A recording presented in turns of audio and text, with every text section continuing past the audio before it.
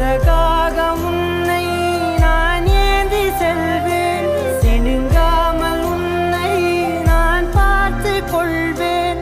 ஒரு கோடி இன்பங்கள் உன்னை பார்த்த நொடியில், நான் வாழும் நாள் மட்டும் நீ எந்த மடியில். உன்னை ஈன்ற பொழுதிங்கு கடவுள் தன் முகம் பார்த்த பொழுது உன் பாதம் தொழுது.